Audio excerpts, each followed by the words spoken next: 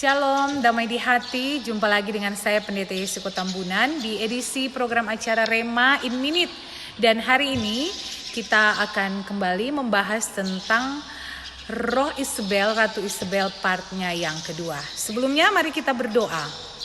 Bapa dalam kerajaan surga, firman-Mu adalah pelita satu-satunya dalam kehidupan ini. Engkau bercahayalah atas kami menyambutnya dalam nama Tuhan Yesus. Amin. Bagian Alkitab yang akan kita baca dalam Wahyu pasal 2 ayatnya yang ke-20 berkata, "Tetapi aku mencela engkau karena engkau membiarkan wanita Isabel yang menyebut dirinya Nabi mengajar dan menyesatkan hamba-hambaku supaya berbuat zina dan makan persembahan-persembahan berhala." Demikianlah firman Tuhan. Hati-hati, karena roh Isabel saat ini banyak tersebar dan merasuki bagi kehidupan orang percaya. Isabel adalah permasyuri atau ratu karena ia menikah dengan Raja Ahab. Isabel ini sebelum menikah dengan Raja Ahab dia juga adalah seorang putri. Jadi bisa dikatakan bahwa perjalanan hidupnya sebenarnya dari segi kemewahan, dari segi pemenuhan kebutuhan sejak ia kecil sampai ia menikah sebenarnya ia sangat selalu mendapatkan apa yang dia inginkan. Tetapi yang jahat dari dia adalah ia sangat membenci Allah. Dan oleh sebab itu seperti di part yang lalu, orang yang membenci Allah pasti membenci kebenaran Allah.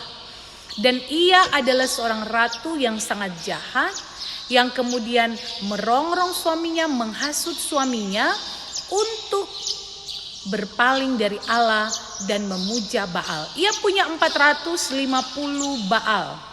Ada dewa dan dewi, dewi kesuburan, percintaan, tapi juga begitu banyak yang ia sembah. Dan sayangnya Ahab kemudian terpengaruh berbalik dari Allah dan menyembah Baal yang ada. Nah, saudara-saudara, roh Isabel ini adalah roh yang tidak baik sebab ia berzina dari Allah.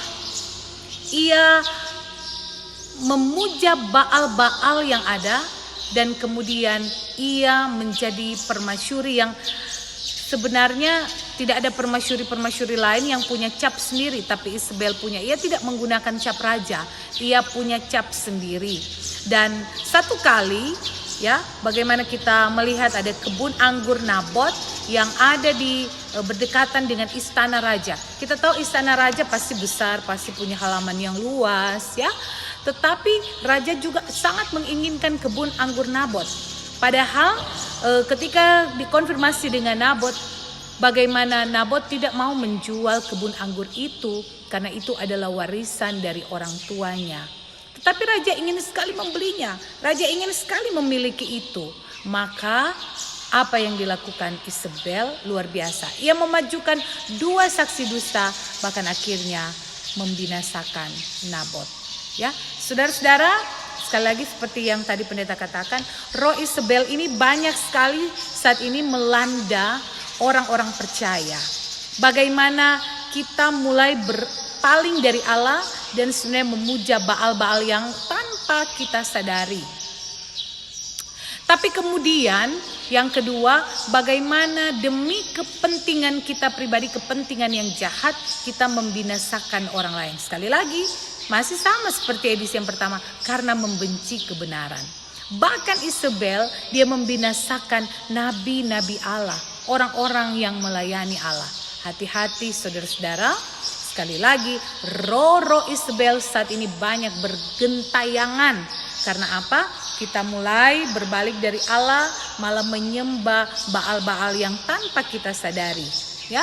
Banyak kita yang menjadi pemuja harta kekayaan, jabatan, tanggung jawab tanpa lagi melihat sebenarnya Allah adalah pemberi berkat ini. Yang kedua, banyak istri-istri yang menghasut suaminya untuk hal-hal yang tidak baik.